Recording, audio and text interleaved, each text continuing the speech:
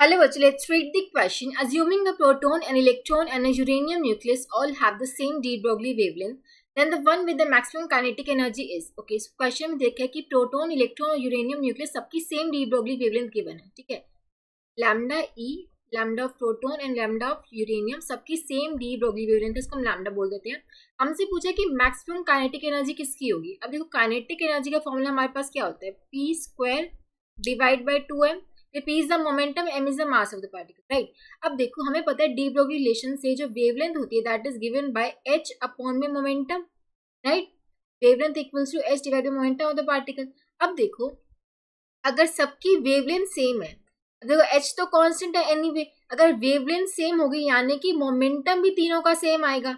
जो मोमेंटम आएगा, momentum of proton, momentum of electron and momentum of uranium, तीनों का इक्वल आएगा बिकॉज तीनों की जो वेवलेंथ है वो सेम है और h तो एनीवे कांस्टेंट है. ठीक है, तीनों का मोमेंटम हमें सेम मिलेगा. अब यहाँ से हम देख सकते हैं कि मोमेंटम तो तीनों का सेम है यानी कि जो काइनेटिक एनर्जी होगी हमारी वो वेरी करेगी मास के साथ इनवर्सली, राइट?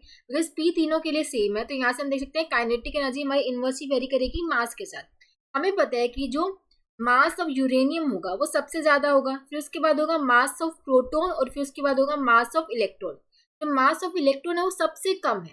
ठीक है, इन तीनों में से जो मास ऑफ इलेक्ट्रॉन है सबसे कम है यानी कि हम बोल सकते हैं कि सबसे ज्यादा जो काइनेटिक एनर्जी होगी वो इलेक्ट्रॉन की होगी बिकॉज उसका मास सबसे कम है. तो अगर काइनेटिक एनर्जी में मैं अरेंज करूँ तीनों को तो काइनेटिक एनर्जी यूरेनियम सबसे कम होगी, फिर प्रोटॉन की और फिर होगी हमारी इलेक्ट्रॉन. ठीक है, सो इलेक्ट्रॉन की सबसे ज्यादा होगी बिकॉज उसका सबसे मास सबसे कम है. ठीक है, और यूरेनियम की सबसे कम होगी बिकॉज उसका मास सबसे ज्यादा है. ठीक है, तो हमें बताना था मैक्सिमम काइनेटिक एनर्जी किससे होगी, that would be electrons. Option B would be the correct answer. I hope आप सबको समझ आया होगा. Thank you so much.